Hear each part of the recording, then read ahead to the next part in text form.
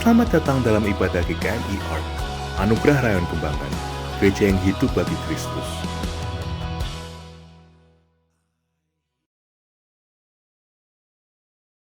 Selamat pagi, selamat hari Minggu. Sungguh Tuhan baik dan memberkati kita semua sampai hari ini. Karena itu hari ini kita masih bisa mengadakan ibadah secara online. Memang dari pemerintah Provinsi DKI sudah menyatakan situasi PSBB diganti dengan new normal. Artinya beberapa sudah mulai dibuka, termasuk ibadah-ibadah juga bisa dimulai di minggu kemarin. Tapi kita masih mengadakan ibadah di rumah-rumah, dilakukan secara online, oleh karena kita melihat situasi dan kondisi yang ada, dan kita sedang mempersiapkan diri untuk menata gereja ini, tempat ibadah kita, untuk lebih siap. Diharapkan di bulan Juli nanti kita bisa mulai bersama-sama beribadah di gereja maupun streaming secara online di rumah juga masih bisa diikuti. Ibadah kita di minggu kedua ini akan dipimpin oleh Bapak Pendeta Karyanto Gunawan, dan kita bersyukur karena hari ini kita akan membahas satu topik, tema mengenai hidup bijaksana sebagai umat Allah. Baiklah, kita mulai ibadah kita dengan berdoa. Tuhan, kami bersyukur karena hari ini kami boleh kembali diundang Tuhan untuk beribadah melalui online di rumah masing-masing. Berkatilah kami ya Tuhan, dan persiapkanlah kami, biarlah kekudusan-Mu menjangkau setiap keluarga-keluarga, sehingga dengan pertolongan Tuhan kami bisa mengerti apa kebenaran firman-Mu yang hendak disampaikan. Demikian pula kami bisa merasakan bahwa hadirat Tuhan juga datang lewat pujian dan doa-doa yang kami naikkan. Kami berdoa di dalam nama Allah Bapa, Putra, dan Roh Kudus. Dimulailah dan diberkatilah ibadah kami hari ini. Amin.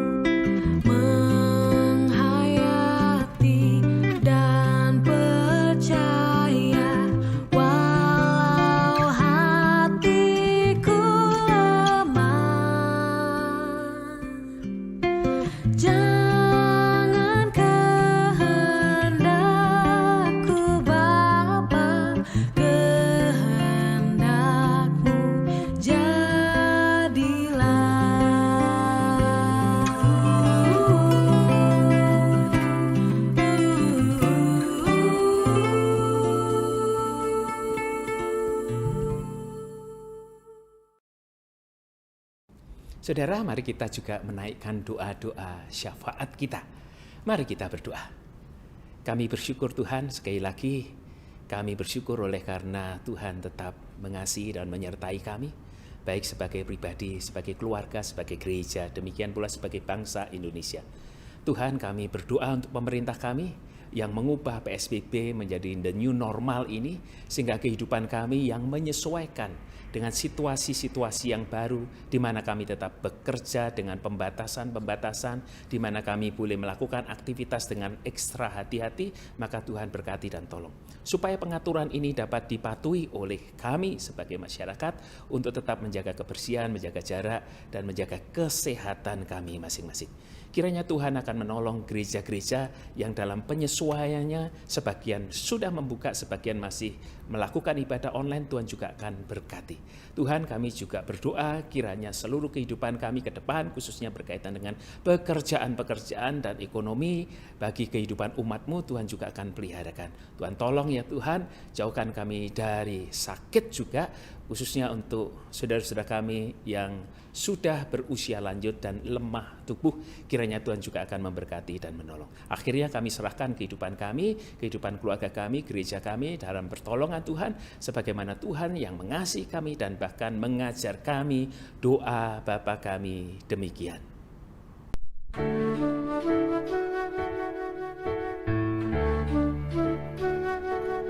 Bapa kami yang ada di surga, dikuduskanlah nama-Mu, datanglah kerajaan-Mu, jadilah kehendak-Mu di bumi seperti di surga. Beri kami hari ini makanan yang secukupnya, ampuni salah kami seperti kami ampuni yang bersalah pada kami. Jangan bawa kami dalam pencobaan, melainkan lepaskan kami dari yang jahat. Sebab Kaulah yang punya kerajaan dan kuasa dan kemuliaan sampai selama-lamanya. Amin. Amin.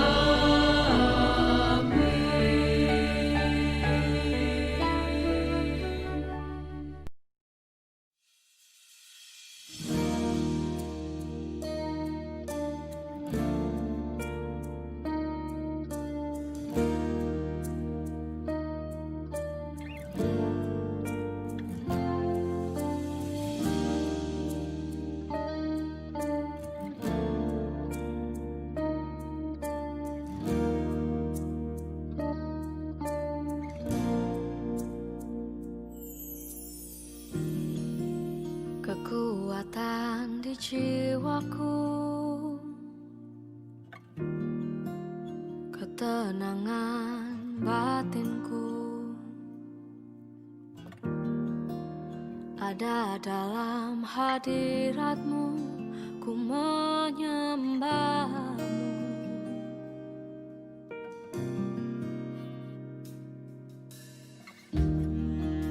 Tersungkurku di kaki-Mu, rasakan hadirat-Mu. Takkan ku melepaskan-Mu, Kau cahaya bagiku. Mengiringmu seumur hidupku, masuk dalam rencana-Mu Bapa. Pikiranku, kehendakku, ku serahkan padamu. Harapanku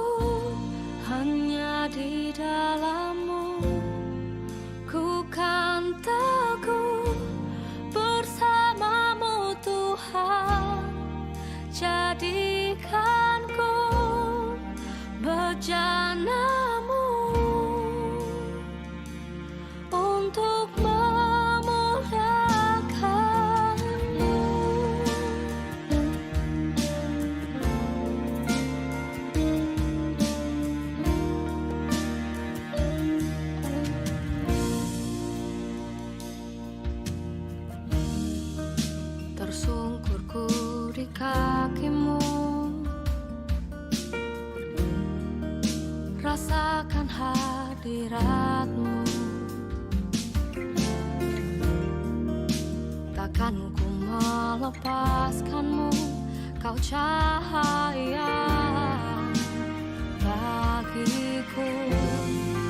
Mengiringmu seumur hidupku, masuk dalam rencana-Mu Bapa. Pikiranku, kehendakku, ku serahkan padamu. Harapanku hanya di dalam-Mu.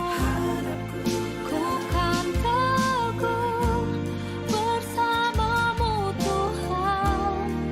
Jadikanku bejana-Mu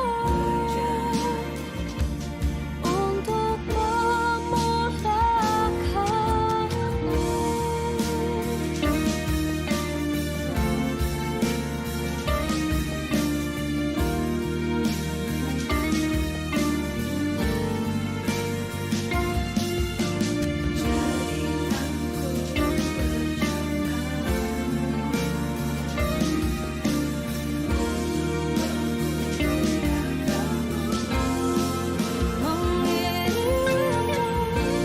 seumur hidupku, masuk dalam rencana-Mu Bapa. Pikiranku, kehendakku, ku serahkan padamu. Harapanku hanya di dalam-Mu. Ku kan teguh bersama-Mu Tuhan. Jadikanku bejana-Mu untuk memuliakan-Mu. Mengiringmu seumur hidupku, masuk dalam rencana-Mu Bapa. Pikiranku, kehendakku, ku serahkan padamu. Harapanku hanya di dalam-Mu. Ku kan teguh bersama-Mu Tuhan. Jadikanku bejana-Mu untuk memuliakan-Mu. Untuk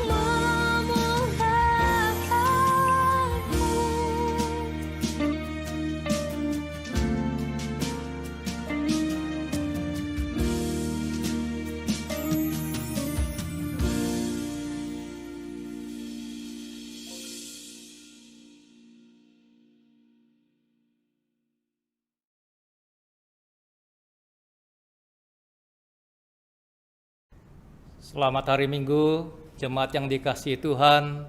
Selamat kita beribadah kembali bersama dengan keluarga atau handai taulan kita dari rumah kita masing-masing atau di tempat di mana saudara-saudara berada sekarang ini. Kita terus berdoa agar dalam segala situasi damai sejahtera Kristus boleh terus memelihara hati dan pikiran kita. Saudara-saudara sekalian, kita tahu bersama virus corona telah menyebar ke tidak kurang dari 213 negara dan teritorial. Saya yakin tidak banyak orang yang pernah berpikir akan terjadi hal yang seperti ini. Semua bidang kehidupan, semua profesi merasakan dampaknya. Dokter, para medis bersama keluarga mereka mengalami kecemasan yang tidak kecil karena mereka adalah orang-orang yang berada di garda depan menghadapi virus corona ini. para arsitek, para pengusaha, para petani, ibu rumah tangga, semua mengalami dampak dari COVID-19 ini. Saudara-saudara mungkin sudah menjadi Kristen 5 tahun, 10 tahun, 15 tahun, bahkan lebih. Dan selama ini kita melewati kehidupan Kristen kita dengan situasi kondisi yang saya ingin katakan dalam keadaan yang tenang, yang aman. Nah, beberapa bulan ini kita mengalami goncangan. Banyak pertanyaan yang muncul. Apakah virus ini berasal dari Allah atau dari iblis? Kalau Allah Maha Kasih, mengapa Allah tidak intervensi menghentikan penyebaran virus ini? Atau mungkin Allah Maha Kasih, tetapi Allah tidak Maha Kuasa, sehingga Allah tidak berdaya untuk menghentikan virus ini. Kita tidak membicarakan masalah ini, tetapi saya ingin mengajak kita semua di dalam situasi yang tidak menentu dan penuh tantangan ini. Inilah kesempatan bagi saudara dan saya untuk mengekspresikan panggilan iman, pengharapan, dan kasih Kristen, mengasihi Allah dan sesama kita. Pada hari ini, tema kita hidup bijaksana sebagai umat Allah.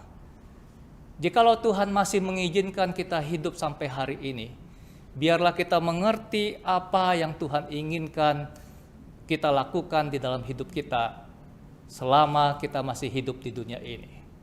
Pembacaan Alkitab dari Efesus pasal 5 ayat 15 sampai 17. Kitab Efesus banyak sekali berisi nasihat-nasihat yang praktis bagi saudara dan saya sebagai umat Tuhan. Sebelum kita sama-sama membaca kitab suci dan merenungkannya, mari kita sekali lagi berdoa.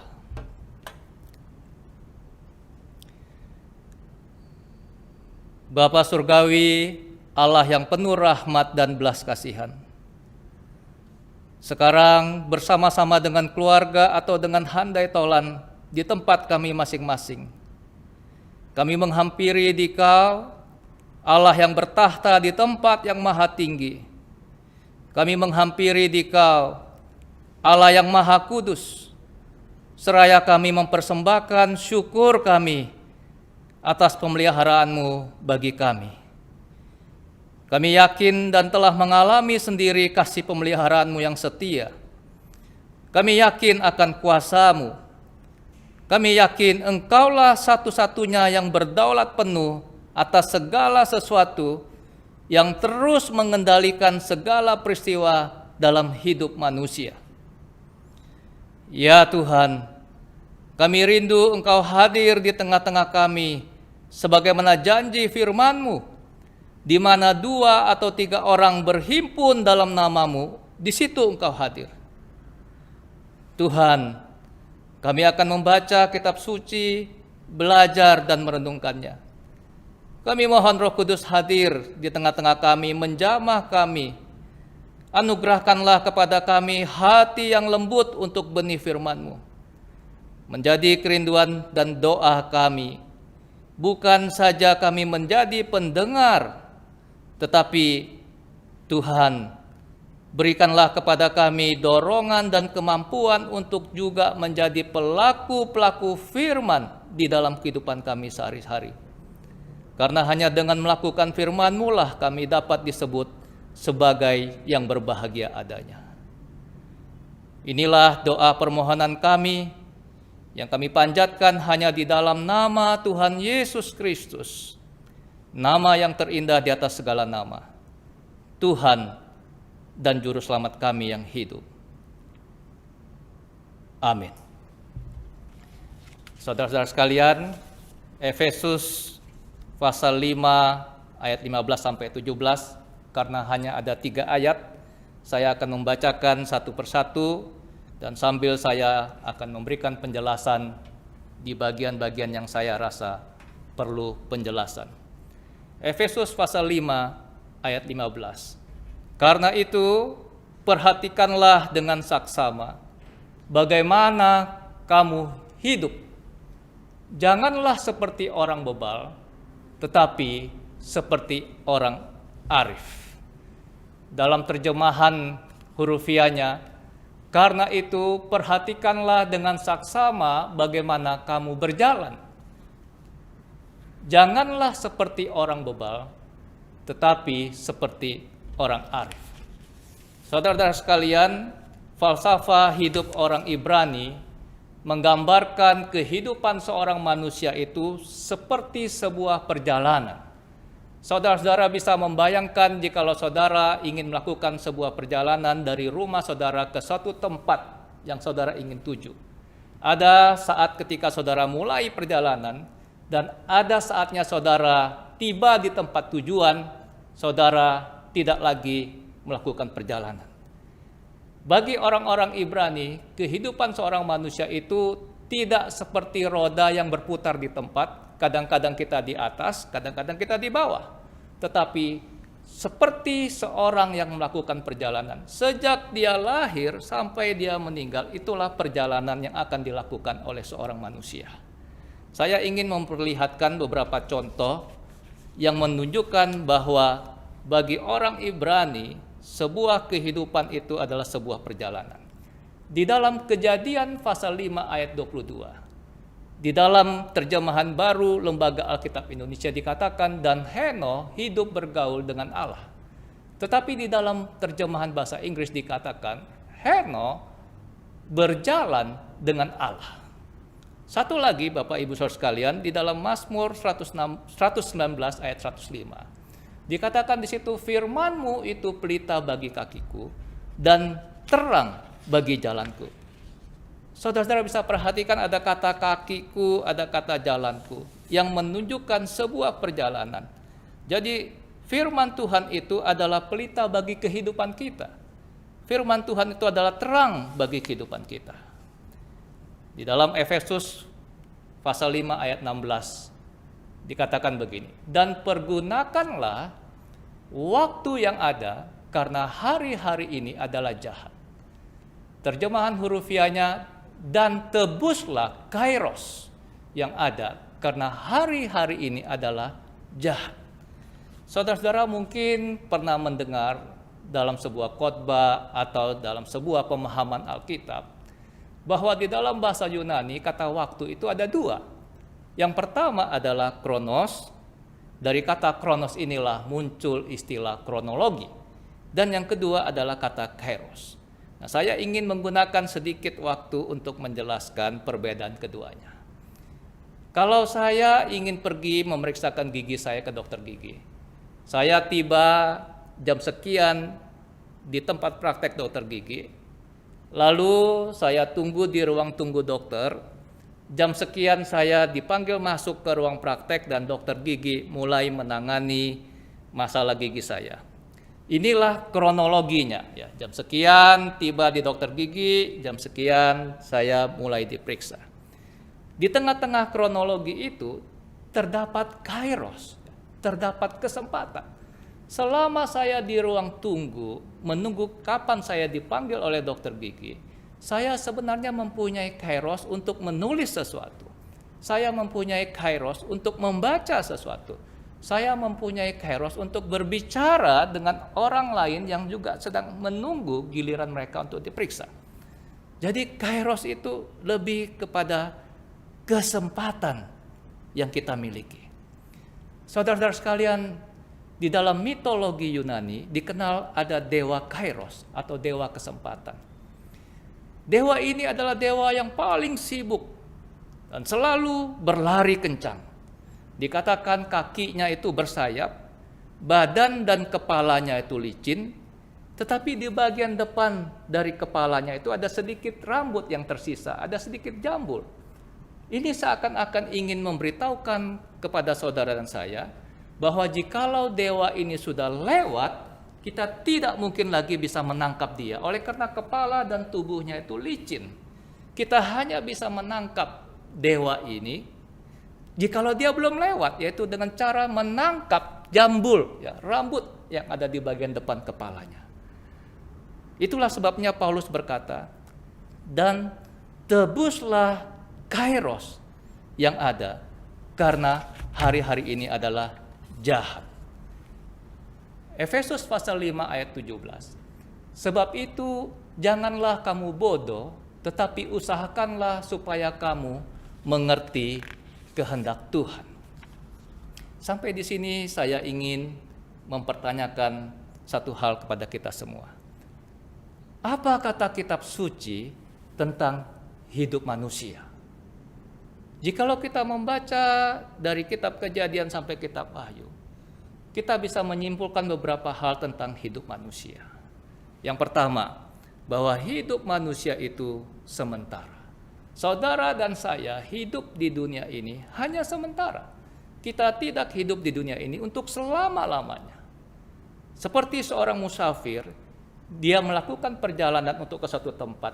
Dia hanya singgah sementara di satu tempat untuk beristirahat. Dia akan membangun tendanya dan esok pagi dia akan membereskan tendanya lagi untuk melakukan perjalanan lagi. Hidup saudara dan saya di dunia ini hanya sementara. Tetapi bukan cuma sementara. Yang sementara itu pun singkat adanya. Alkitab mengajarkan saudara dan saya bahwa hidup manusia di dunia ini singkat. Dikatakan hidup manusia itu seperti bunga, jikalau angin bertiup dan bunga itu lepas dari tangkainya, dia akan pergi sesuai dengan tempat hembusan angin dan tempat asalnya tidak mengingatnya lagi. Segera dilupakan. Alkitab mengatakan hidup manusia itu seperti rumput. Jikalau dia sudah tercabut dari akarnya, dia akan kering, layu, dan kemudian dia akan dibakar. Di dalam Yakobus pasal 4 dikatakan hidup manusia itu singkat seperti uap. Ibu-ibu yang sering di dapur tentu mengerti apa yang dikatakan oleh kitab Yakobus. Jikalau kita memasak air di sebuah panci, ketika air itu mendekati titik didihnya, maka kita akan bisa melihat uap di atas panci itu. Tetapi naik sedikit dari atas panci itu, kita tidak melihat lagi uap itu. Jadi hidup manusia itu sangat singkat sekali. Almarhum Billy Graham ketika dia masih hidup, pernah ditanya oleh seseorang, apa yang paling mengejutkan tentang hidup manusia? Di dalam pengalaman kehidupan saya, di dalam pengalaman penggembalaan saya menyaksikan, saya mendapatkan satu kesimpulan bahwa banyak orang, sahabat kita, saudara-saudara kita, terkejut ketika dokter memvonis dia mengidap kanker. Tetapi Billy Graham ketika ditanya apa yang paling mengejutkan tentang hidup manusia, dia memberikan jawab, yang paling mengejutkan tentang hidup ini adalah betapa singkatnya hidup manusia. Apakah saudara tahu berapa usia Billy Graham? 100 tahun kurang 9 bulan. Orang yang dianugerahkan Tuhan kehidupan yang panjang itu bisa menyimpulkan bahwa hidup manusia itu singkat adanya. Yang kedua, hidup manusia bukan cuma sementara dan singkat. Yang kedua, hidup manusia itu cuma satu kali. Bukan cuma singkat dan sementara, tetapi kita menjalani hidup di dunia ini hanya satu kali. Tidak bisa diulang. Alkitab tidak mengajarkan tentang reinkarnasi. Di dalam Ibrani pasal 9 ayat 27 dikatakan manusia akan mati hanya satu kali dan setelah itu akan diadili. Yang ketiga, apa kata kitab suci tentang hidup manusia? Hidup yang sementara ini tetapi mempunyai konsekuensi dengan kekekalan. Apa maksudnya? Maksudnya adalah bagaimana kita hidup di dunia yang sementara ini. Itu berakibat pada bagaimana kita kelak dalam kekekalan kita. Apa yang kita lakukan sementara kita hidup di dunia yang sementara ini, itu menentukan bagaimana kekekalan kita ketika kita meninggalkan dunia ini. Karena itulah saudara-saudara kalian, Paulus berkata, perhatikanlah dengan saksama bagaimana kamu hidup. Jangan seperti orang bebal, tetapi orang arif. Saya ingin kita sama-sama melihat 2 poin dari 3 ayat ini. Apa karakteristik orang yang hidup berhati-hati? Apa karakteristik orang yang hidup saksama? Apa karakteristik orang yang hidupnya bijaksana? Yang pertama, Di dalam ayat 16 dikatakan mereka adalah orang yang menggunakan kesempatan dengan baik. Mereka adalah orang yang menebus waktu mereka. Apa modal dasar yang Tuhan anugerahkan bagi setiap manusia yang Tuhan izinkan lahir di muka bumi ini? Apakah materi, uang? Apakah bakat, talenta? Bukan. Modal dasar yang Tuhan berikan kepada semua orang yang Tuhan izinkan lahir di muka bumi ini adalah waktu. Kita mengenal istilah sampai hembusan nafas terakhir. Artinya apa? Selagi orang masih memiliki nafas, dia masih punya kesempatan, dia masih punya waktu. Ketika orang tidak lagi mempunyai nafas, maka habislah kesempatan yang dia miliki. Jadi, modal dasar yang Tuhan berikan kepada saudara dan saya, ketika Tuhan izinkan kita lahir ke muka bumi ini adalah waktu. Kepada Presiden Donald Trump di Amerika, Tuhan memberikan waktu 1 hari 24 jam. Kepada abang ojol yang ada di sekitar kita, yang jasanya sering kita gunakan, Tuhan berikan waktu kepada mereka 1 hari 24 jam. Kepada para pengacara terkenal, kepada para dokter yang sangat sibuk, yang pasiennya banyak sekali, Tuhan memberikan waktu 1 hari 24 jam sepanjang hidup yang Tuhan anugerahkan kepada kita. Tidak ada yang lebih, tidak ada yang kurang. Tetapi yang membedakan kita adalah tidak semua orang menggunakan waktu, menggunakan kesempatan dengan sama baiknya. Paulus berkata, tebuslah kesempatan. Ini sebuah istilah dalam dunia perdagangan, artinya kita membayar sesuatu untuk mendapatkan kesempatan itu. Dengan kesempatan yang kita miliki, kita melakukan hal-hal yang bersangkut paut dengan kekekalan kita. Saudara-saudara sekalian, pandangan Alkitab mengatakan pada kita, pekerjaan seorang tukang sapu jalanan tidak lebih hina dari seorang direktur perusahaan besar. Jikalau mereka mengerjakan itu untuk kemuliaan nama Tuhan dan menjadi berkat bagi banyak orang. Seorang pendeta tidak lebih mulia dari seorang petani. Jikalau tujuan, motivasi, dan cara kita menjalankan profesi kita masing-masing untuk kemuliaan nama Tuhan dan menjadi berkat bagi sesama orang. Tetapi kita harus memahami di sini, ada pekerjaan yang hanya bisa dikerjakan oleh orang-orang tertentu dengan kualifikasi tertentu. Ada pekerjaan-pekerjaan yang semua orang bisa melakukannya. Dan disinilah saudara-saudara kita perlu memikirkan apa yang dikatakan oleh Paulus, tebus waktu, tebus kesempatan. Ada orang-orang yang mengerjakan semua hal di dalam kehidupan mereka, oleh karena mereka enggan untuk berbagi kehidupan, menggaji orang lain untuk mengerjakan hal-hal yang bisa dikerjakan oleh orang lain, supaya dia yang mempunyai kualifikasi tertentu untuk mengerjakan sesuatu yang tidak bisa dikerjakan oleh orang lain, dia bisa meninggalkan pekerjaannya yang bisa digantikan oleh orang lain. Dia melakukan sesuatu yang tidak bisa dilakukan oleh orang lain untuk kemuliaan nama Tuhan dan menjadi berkat bagi sesama. Itulah prinsip yang dikatakan oleh Paulus. Tebus waktumu, tebus kesempatan itu. Kita beli waktu itu untuk kita melakukan sesuatu bagi kemuliaan nama Tuhan. Apa sih yang dipikirkan dan dikejar oleh manusia sepanjang hidupnya? Kalau saya perhatikan dari manusia itu lahir sampai dia meninggal, bertahun-tahun saya mengamati kehidupan manusia. Saya meringkas dalam 7 C. C yang pertama itu college, yaitu pendidikan. Banyak orang tua mempersiapkan sedemikian rupa anaknya agar anaknya bisa menikmati, mengenyam pendidikan dari lembaga pendidikan yang terkenal. Karena mereka berpikir jikalau anaknya memegang ijazah dari universitas yang terkenal, dari lembaga pendidikan yang ternama, maka itu akan memudahkan karir dari anaknya. C yang kedua, karir, pekerjaan. Kalau dia mempunyai karir yang bagus, maka dia akan mempunyai uang, card. Kita hidup di zaman kita tidak lagi membawa uang cash, tapi kita cukup membawa beberapa kartu untuk melakukan transaksi apapun. Jadi sepanjang hidup manusia sejak lahir sampai dia meninggal, kalau saya perhatikan tidak jauh bergeser dari 7C ini.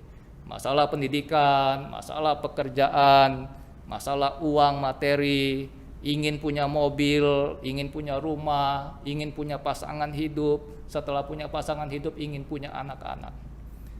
Pertanyaan saya adalah, apakah setelah kita memiliki 7C ini, otomatis kita akan menjadi seorang yang berbahagia? Belum tentu. Apakah salah jikalau kita mengejar 7C ini? Tidak salah. Tapi apakah ketika kita menghabiskan seluruh daya juang kita, seluruh energi kita, seluruh kesempatan waktu yang kita miliki itu untuk 7C ini, kita mengkaitkan semua itu untuk kemuliaan nama Tuhan, untuk menjadi berkat bagi orang lain, mempersiapkan kekekalan kita.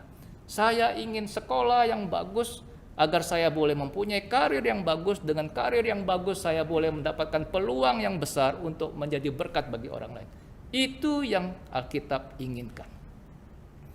Saudara-saudara sekalian, jikalau anak-anak kita tidak dibentuk oleh pandangan Kristiani yang sehat, pemikirannya tidak diubah oleh apa yang diajarkan oleh Alkitab, maka anak kita, saya jamin, saya yakin sekali akan mengulang apa yang kita lakukan.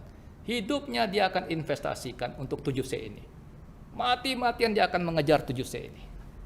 Cucu kita, jikalau dia tidak diperbaharui oleh Roh Kudus, mengerti apa yang Tuhan inginkan di dalam kehidupannya, dia akan mengulang hal yang sama. Apa yang kita lakukan, apa yang kita kejar sepanjang hidup kita sebagai orang tua, juga akan dilakukan oleh anak kita. Dan juga akan dilakukan oleh anak cucu kita. Biarlah pada hari ini kita boleh diingatkan bahwa hidup kita yang sementara ini, kita dipanggil untuk melakukan hal-hal yang berkaitan dengan kekekalan kita. Tebus waktu, gunakan kesempatan untuk mengerjakan hal-hal yang memuliakan nama Tuhan, menjadi berkat bagi sesama kita. Yang kedua, apa karakteristik orang yang hidup berhati-hati, yang hidupnya saksama, yang hidupnya bijaksana? Ayat 17 berkata, mereka adalah orang yang mengerti kehendak Tuhan. Pertanyaannya adalah, apakah perlu tahu kehendak Tuhan? Saya ingin mengajak kita sama-sama melihat dua ayat.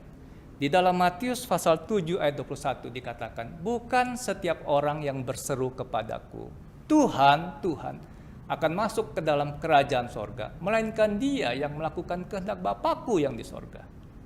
Saudara perhatikan bahwa orang-orang yang akan masuk kerajaan sorga adalah orang-orang yang melakukan kehendak Bapa di sorga. Bagaimana kita melakukan kehendak Bapa di sorga jikalau kita tidak tahu apa yang menjadi kehendak Bapa di sorga? Kita bisa belajar dari teladan Tuhan Yesus. Tuhan Yesus selama pelayanannya di muka bumi ini selalu mengkaitkan apa yang dia kerjakan dengan apa yang menjadi kehendak Bapaknya. Salah satu ayat yang sangat terkenal yang kita semua mungkin pernah mendengarnya, Tuhan Yesus berkata bahwa makananku ialah melakukan kehendak Dia yang mengutus aku.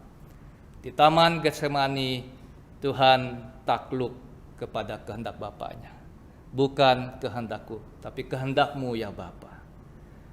Di dalam surat Kolose pasal 1 ayat 9, Paulus berkata begini, kami tiada berhenti-henti berdoa untuk kamu. Kami meminta supaya kamu menerima segala hikmat dan pengertian yang benar untuk mengetahui kehendak Tuhan dengan sempurna. Dari ayat ini jelas mengajarkan pada kita, jikalau kita berdoa untuk keluarga kita, jikalau kita berdoa untuk handai taulan kita, jikalau kita berdoa untuk teman-teman di gereja kita, agar mereka menerima segala hikmat dan pengertian yang benar untuk mengetahui kehendak Tuhan, itu adalah sebuah doa yang alkitabiah. Tetapi sayang jarang sekali kita berdoa untuk mengetahui kehendak Tuhan.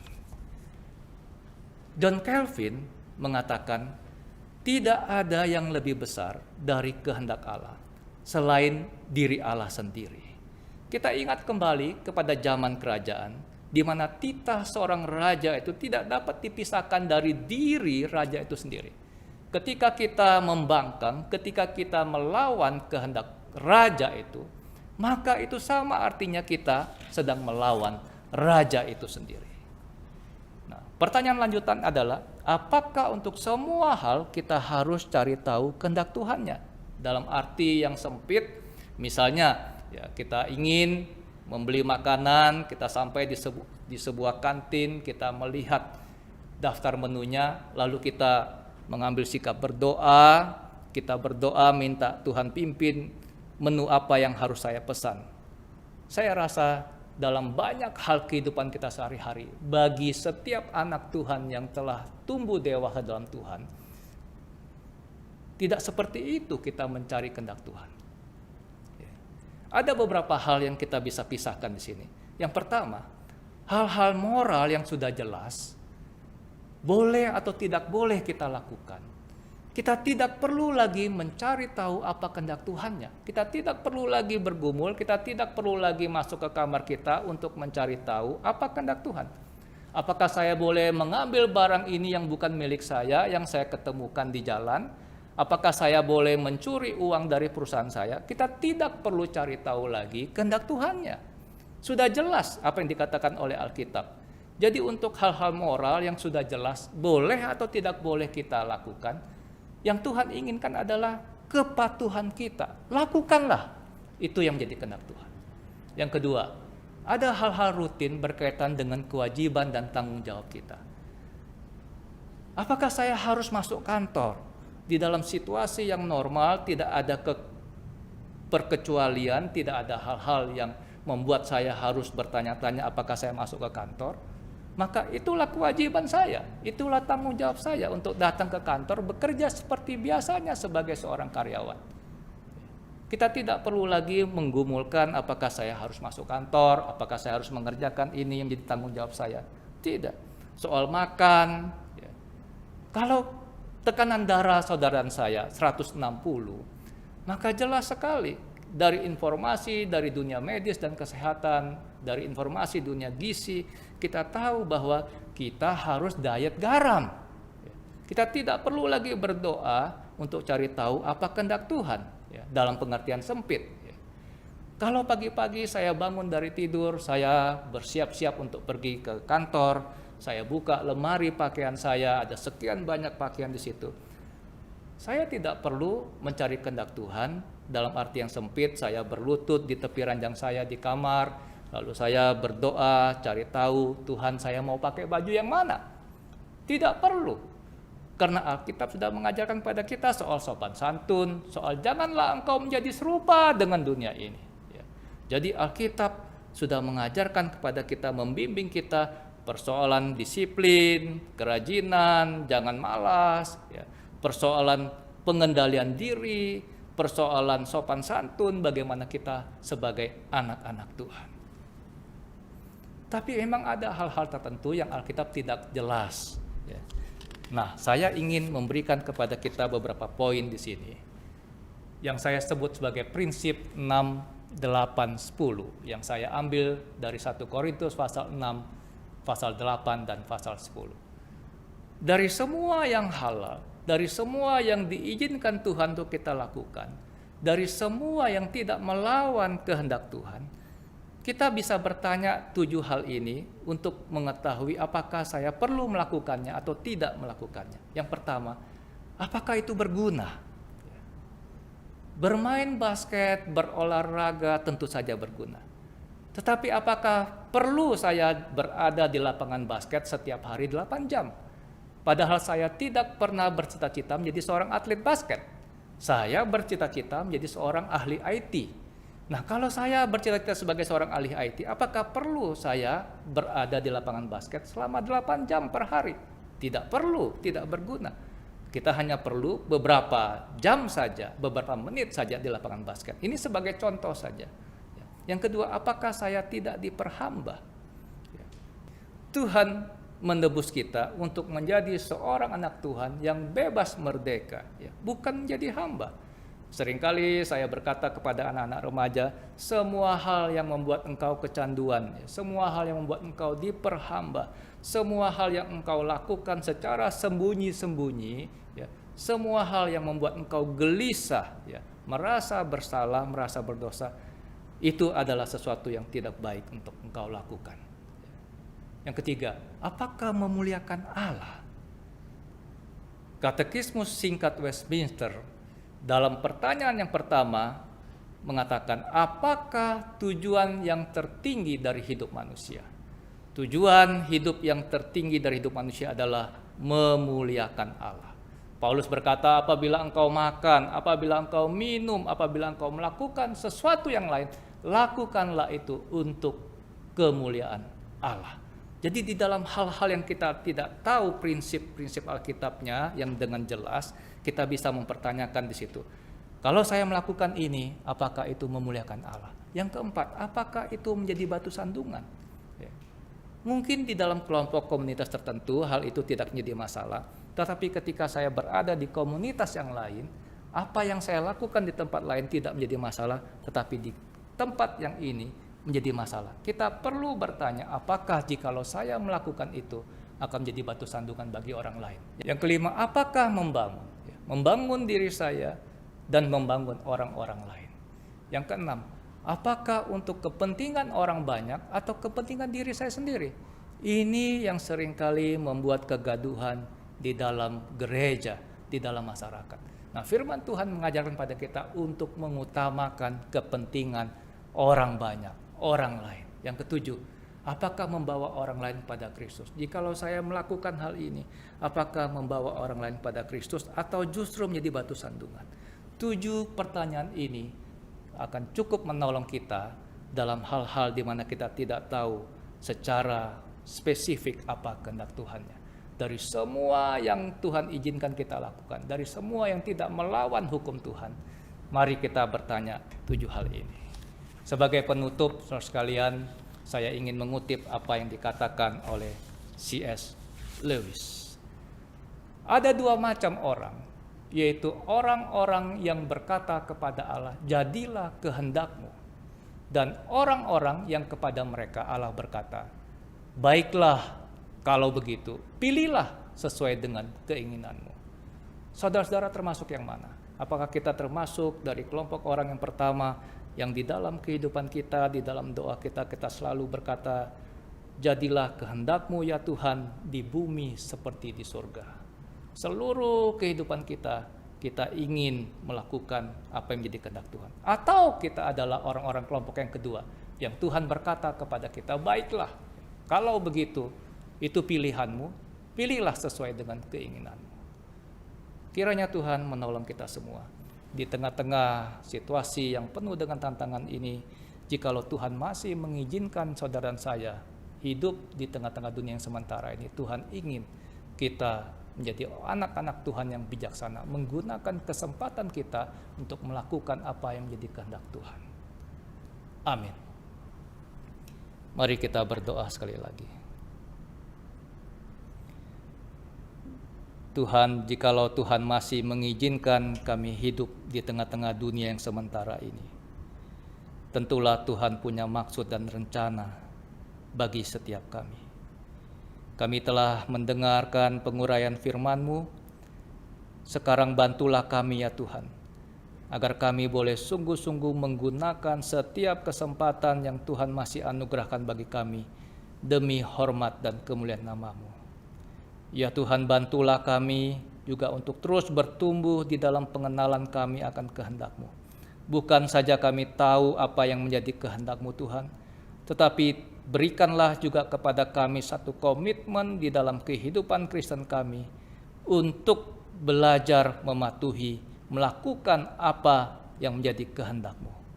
Inilah doa permohonan kami yang kami panjatkan hanya di dalam nama Tuhan Yesus Kristus, Tuhan dan Juru Selamat kami yang hidup. Amin.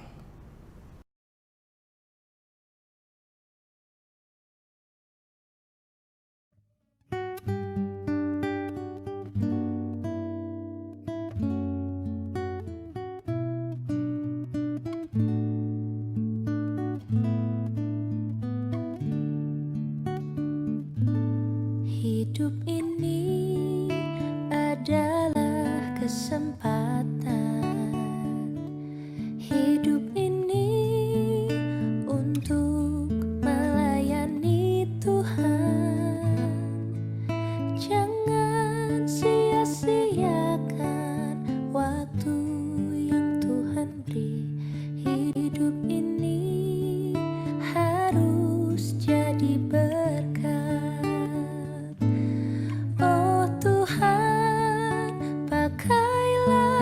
hidupku selagi aku masih kuat.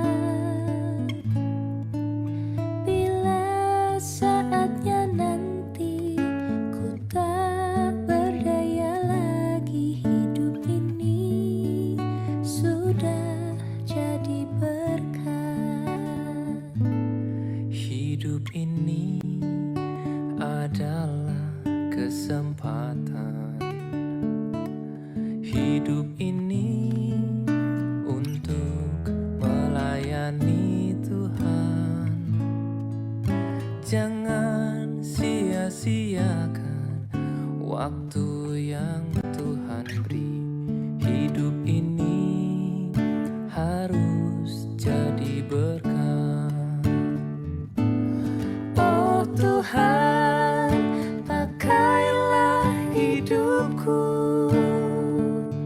selagi aku masih kuat. Bila saatnya nanti ku tak berdaya lagi, hidup ini sudah jadi berkat. Oh Tuhan, pakailah hidupku selagi aku masih kuat. Bila saatnya nanti ku tak berdaya lagi, hidup ini sudah jadi berkat.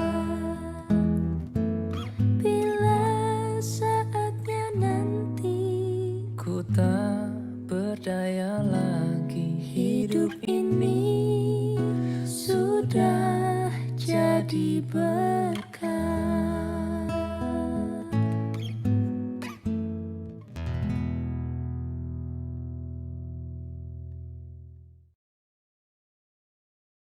Saudara, kita bersyukur karena kita sudah mendengar firman Tuhan yang mengajak kita untuk hidup bijaksana sebagai umat Allah. Dan biarlah hidup kita senantiasa disertai oleh Tuhan dengan roh hikmat Tuhan yang memimpin kita. Mari kita kembali kepada aktivitas kita masing-masing dengan menerima berkat Tuhan. Tuhan memberkati engkau dan melindungi engkau. Tuhan menyinari engkau dengan wajah-Nya dan memberi engkau kasih karunia. Tuhan menghadapkan wajah-Nya kepadamu dan memberi engkau damai sejahtera. Amin.